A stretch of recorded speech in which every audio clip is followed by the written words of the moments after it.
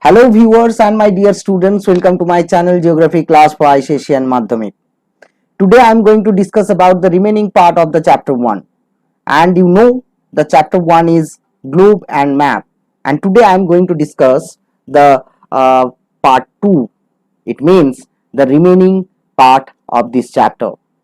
Today in my discussion you will get the different elements of the map and their use and their significance.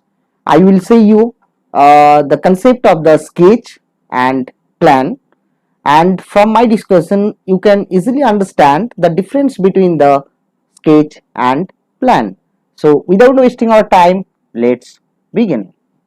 So students, at first I want to show you the different elements of the map. So these are the different elements you can see on your screen. The elements are title, scale, north line, latitude and longitude. So by the help of the latitude and longitude, the grid also will be formed.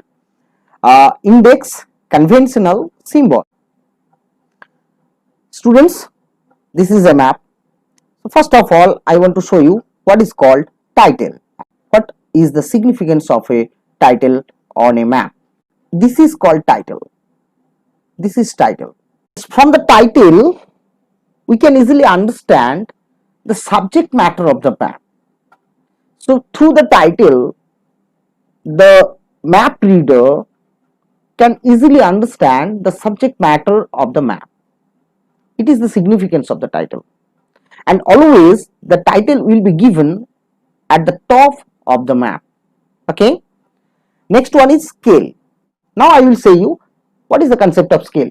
Scale is a mathematical process, and through this process we can enlarge and we can reduce the map, and it helps us to get the actual distance between 2 points from the map.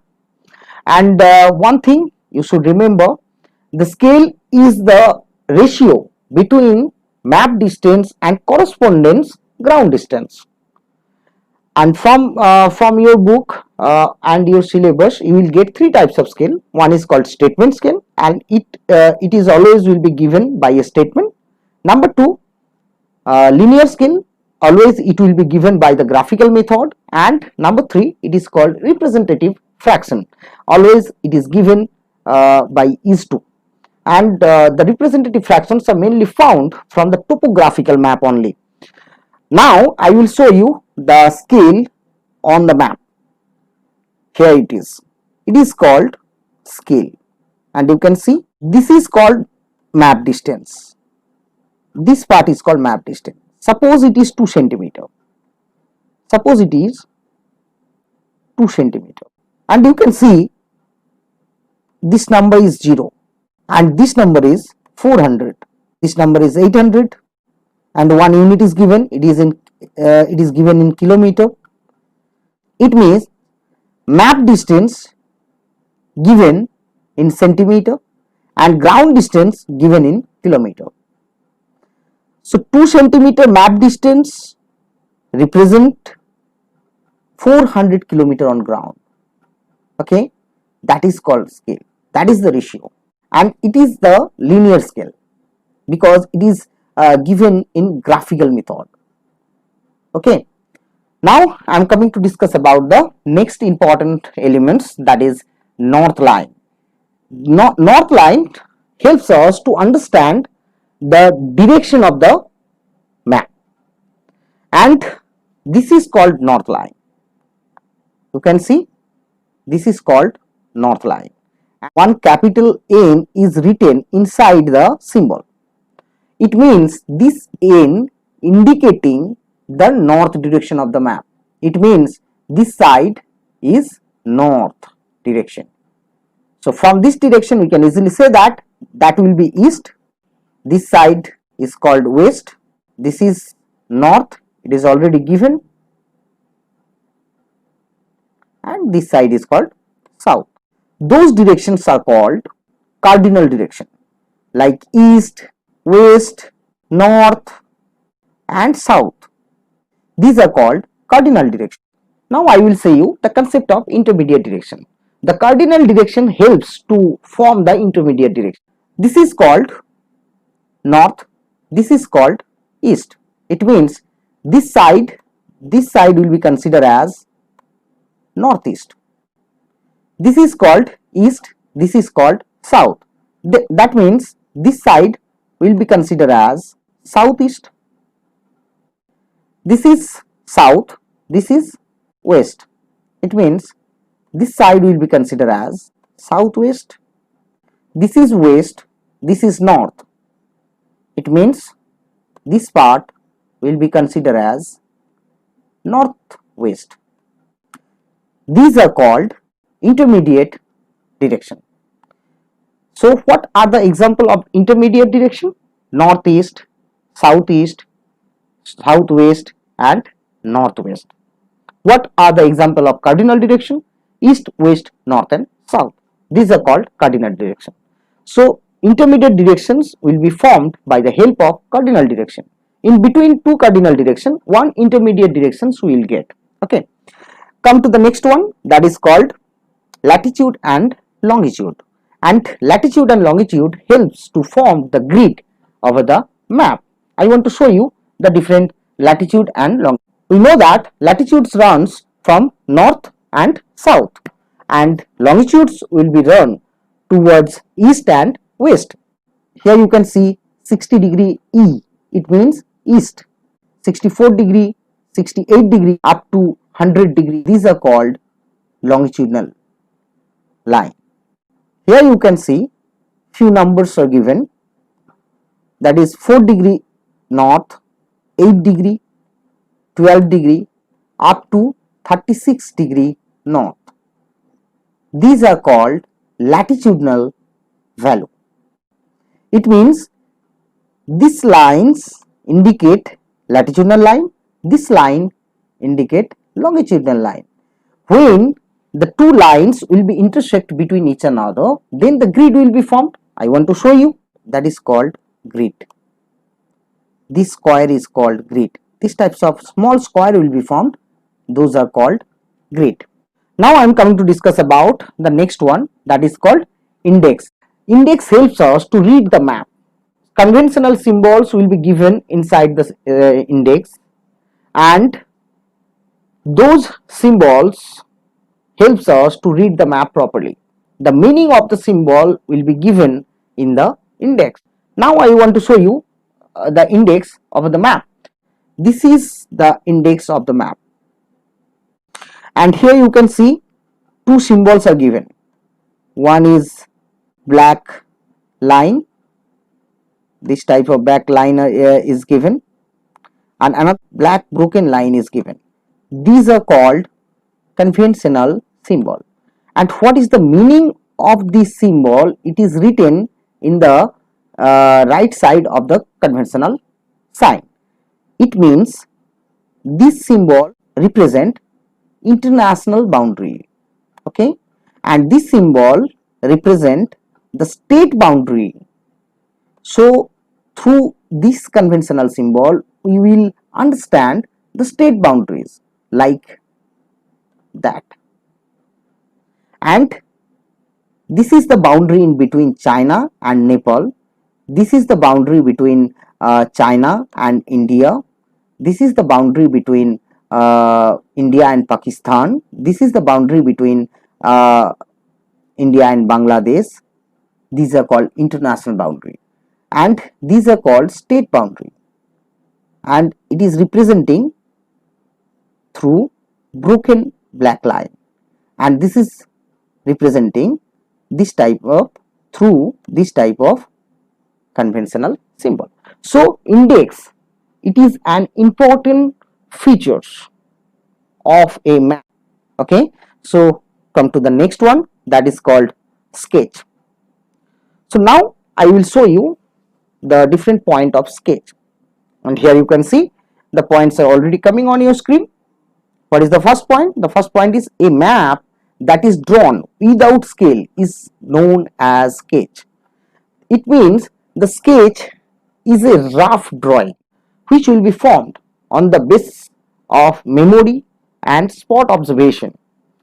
The point number 3 is it is used to provide direction and routes, including landmarks and names of the streets in order to locate a place easily. So sketch helps us to understand the landmark of any area. It helps to understand the route and street. So it is not made by the scale, and it is not scientific because no scale will be given.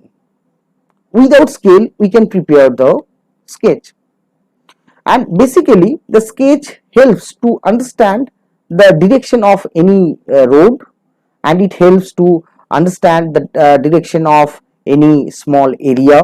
Now I will show you a diagram of sketch, and here you can see this is a hospital, this is a house, this is a cinema hall, this is a factory, this is a bank, this is a parking area, this is an ATM, this is a park.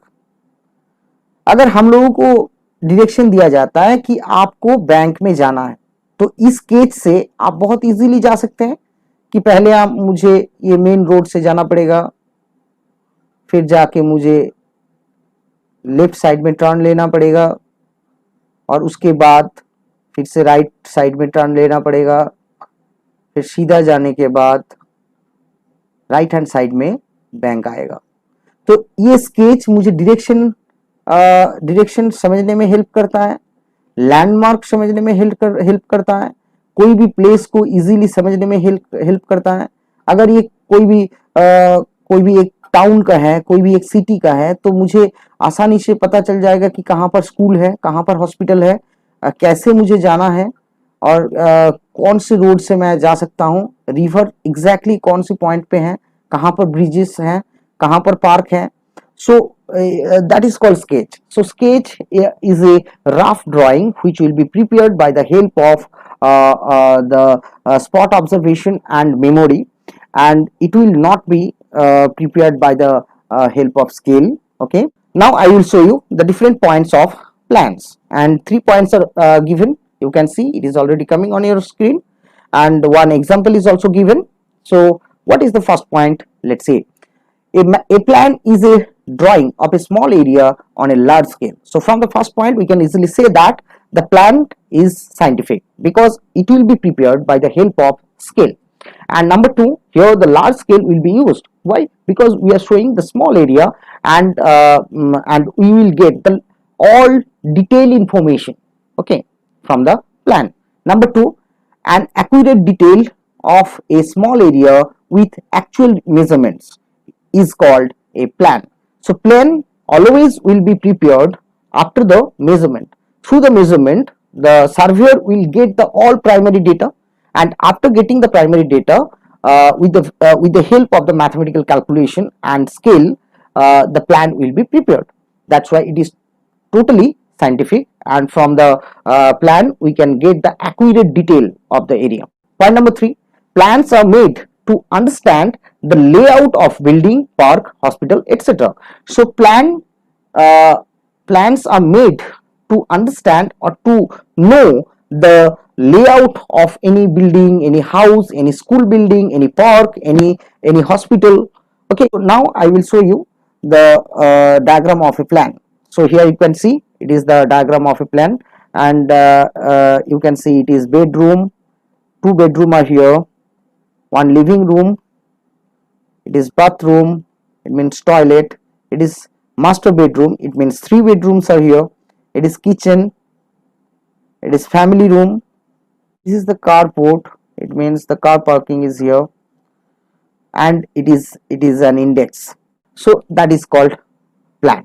So we can do the difference between the plan and sketch very easily. Sketch is totally made by the help of observation, spot observation, and plans are made by the help of measurement, and no scale will be used in a sketch, but the large scale will be used in a plan. Plan always will be given the detailed information of the area, but sketch provide only the direction, landmark, and name of the streets, but we cannot get the detailed information of the area from the sketch. Okay, so from the discussion, I hope you will understand the different elements of the map and the concept of sketch and plans. I hope you can do the difference between the sketch and map. My dear students, you can see a list of questions is coming on your screen, and I have given some important questions from this chapter which are very important for your exam. You can note down all those questions from this video, and you can answer all those questions by watching my video, and all of you make it at your home. So viewers and my dear students, that's all for today. Next day I will meet with you again with a new class. I hope this class will helpful for you. If you like this class, please share it, and if you are a newcomer in my channel, so subscribe my channel and press the notification bell to get the new video notification. Thank you so much for watching my video.